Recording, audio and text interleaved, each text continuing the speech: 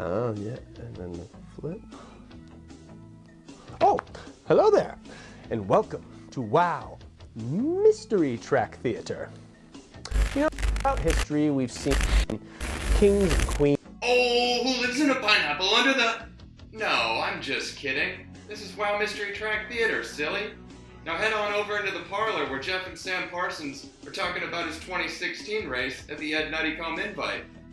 12 Krabby Patties coming right up, Mr. Krabs.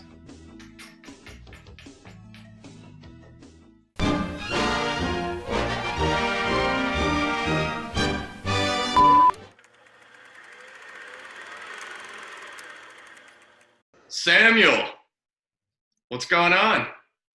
How's it going, Jeff? Thanks for having me. Sorry I didn't get all spruced up for this. I just got back from a very much not wanted to do double. Yeah, how are all the buddies doing? Are you keeping in touch with them? Yeah, for sure. I definitely talk to them all really frequently. I feel like we have every social media platform covered as far as group messages, as far as group me, Snapchat, Instagram, and of course just regular messages. So yeah, you guys have been pretty active with the outreach. It's cool to see you doing the Zoom calls with the high school teams and stuff like that. Yeah, it's been really fun to do that. We've just logged over 100 hours worth of talking with high school and college teams around the country, and even just groups of friends. And it's been just a very rewarding experience knowing that everyone's in the same situation, and we do live in a very aspirational market with being this professional running team right now. And we want to always really genuinely connect with the people that support us and the people that are behind us. And we felt yeah, Instagram Live is great, and a ton of people are doing that right now. But you still don't have that face-to-face connection, right?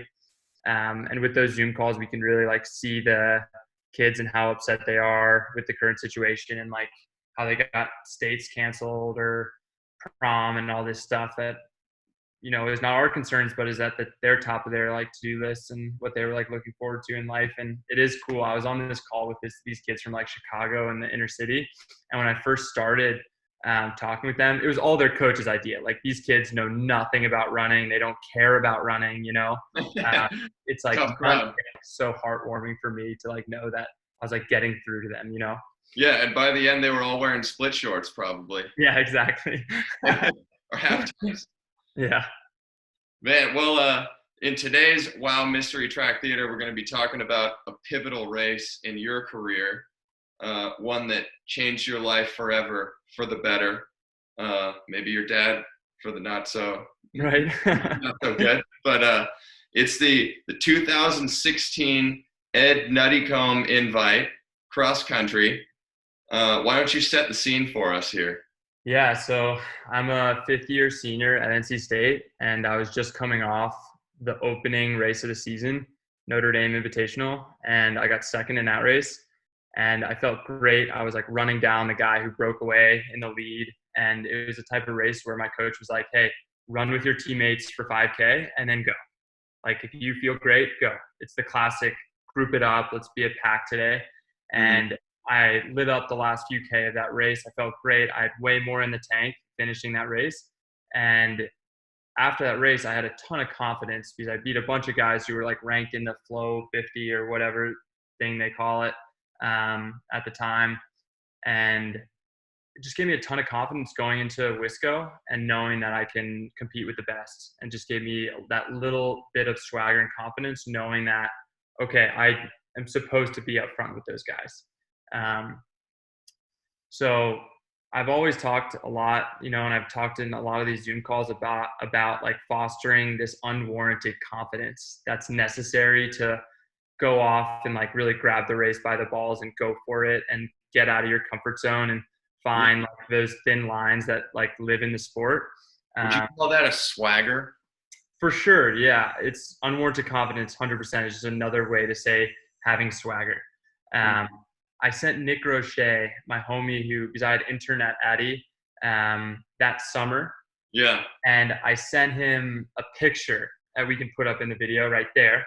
And I just said Wisco winning, I was like, I'm winning this thing, Yeah. And this was faking confidence for yourself so that you. Totally. that's exactly what I felt like I did on that day. Yeah. The race went out like it always does, just an absolute, just who can be in the front and not get bottlenecked in that first turn. And eventually, I forget exactly when I made the big move, but it was around right after 5K, I want to say, going into 6K. So going up to that point, you're all packed up. What does the race look like? Are you in a giant pack in the front, or? Yeah, huge. I mean, it's like 100 people all still together. Everyone's looking at each other, not like wanting to have the Wisco race that they need for their team. You know, no one wants to like risk doing anything stupid. And, you know, it's windy, of course, like it always is in every cross country race out front. So no one wants to be in the front. Every coach told every runner to be in the 20s or 30s or 40s and let them take the win for the first 5K, you know. People are kind of looking around, waiting for something to happen. Totally. Right after 5K, I was just looking around at everyone. And I remember looking around and being around these guys that I had just watched run the Olympic trials 2016 that summer, you know, like Sean McGorty, Futsum,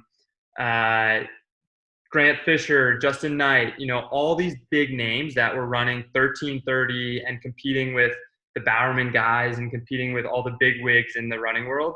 That's the funny thing where people know me now, like, oh, Tinman elite, professional runner for Adidas and all these things. So whenever that clip gets played, they're like, oh, Sam Parsons kicking with Justin Knight. That makes sense, right? So I was looking around at all these studs and I'm like, all right, I got it. Like, I got to do something. And there was this downhill. They changed the course, so it's a little different now. We hit the downhill, went down, came out of the woods, and I just told myself, just run the downhill. Just lean into it, go and just go. You know, don't even think twice. Just kind of lean into it, like almost faking this surge. You know? Yeah. What was it inside you making you think that you had to do something in that moment? I was just frustrated that it seemed like the race was playing out to be this tactical race that these guys are all so good at and can run their 55-second last lap, which was unheard of to me at the time to do in track. And I surge down the hill and I just keep surging along for another 200 meters. And all of a sudden I have this gap and I'm running it and I can feel that there's a gap. There's just like this sense that you have when you're running, that you know that you're running by yourself and they're not coming to you. But I really did think like, okay, I make this surge, they come back to me, I tuck back in, and now it's the rhythm that I want to be running. But none of those guys gave me the time of day or respect to go with me in that moment. You know, if any other guy would have gone, they would be like, oh shit, we have to go. This guy is going to run away from us. Yeah. So none of those guys gave me the time of day. I just kept pressing. And I remember hearing this one guy on my team, Michael Manzi, shout out Michael, who just was going berserk, just like my dad was, running around the course, going berserk, yelling at me like, Sam, like, you got this, keep pushing. They're not going with you. Keep surging, like, keep pressing, like, keep the pedal down. All right. I'm in. Yeah, 2, I'm ready. 1. Okay. When are they going to catch him? I don't think it's a matter of will he hold him on. Yeah, so you can see, right when the clip starts, you can see Michael, that guy I was talking about, running across the screen here. That's Manzi there in the in the white. That's Manzi. 6 guys. Man, he's moving. Yeah, he ran. He was a great runner for NC State with us. So you got a good sized gap here right now. That's it. That's at least 20 yards. Yeah. So this is where I knew I had to run this turn right here hard. Like, I knew that I couldn't let them catch me here, or else I'd be really in for it. So I run this stretch hard, hold them off, keep the gap going. You can even see a little separation there with Grant and Sean. Yeah. I think you can. At this point, it looks uncertain still because it looked like they were gaining on you, and then you opened it up again. Yeah. So right here. Yeah, right there you hear Ryan say, Parsons, Willie, hold on. And this is definitely where I thought I was going to win. Yeah. I'm like, oh, I can see the finish. Just keep surging. And then, oh my gosh. That's some leg speed right there. Yeah, and I remember when Justin passed me, I was like, okay, screw it. That's fine. Like, I don't even care. I'm still putting together a great race. And and it was the type of thing where And then Futsum, Morgan, get me right at the line too, right there at the end. You got fourth there. Fourth, yeah.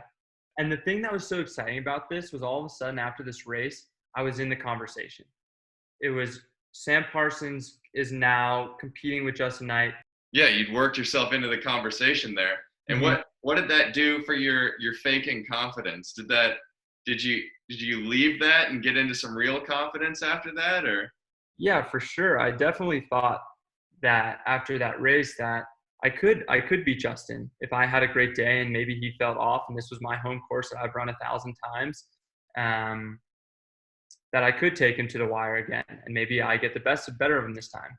Taking risks, even though they might look dumb in the moment, like how many people in that race probably said, oh, look at this idiot who's about to get kicked down. I went on to be an All-American on the track later that spring, and that was another thing I never thought I would ever get to that point either.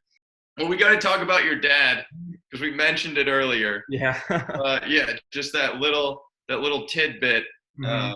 He had a bit of a rough day in Wisconsin. Yeah, so he started like sprinting across the sections that aren't like beautifully groomed at Wisco through these like thick grass, and at some point he went down and he ended up like really messing his knee up, and I think it was like a tear in his meniscus or something that he ended up having.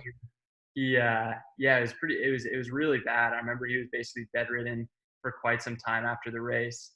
Yeah, well, that was a memorable day. Memorable day for everybody.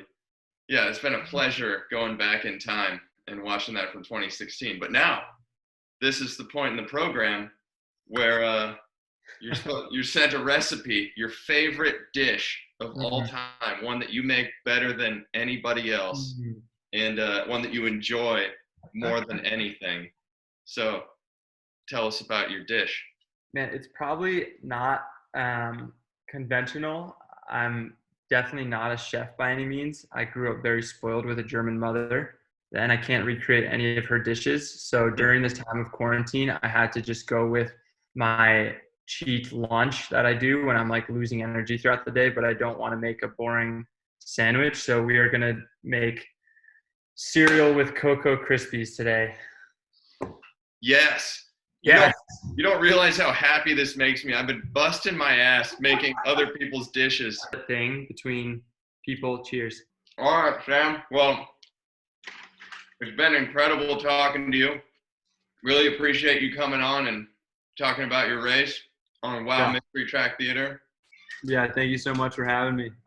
Looking forward to coming back to Portland Track Fest and hopefully doing some more stupid stuff in races. Absolutely. Can't wait. Yeah, absolutely. Thanks, Jeff. Right. Appreciate it, man. Talk to you later.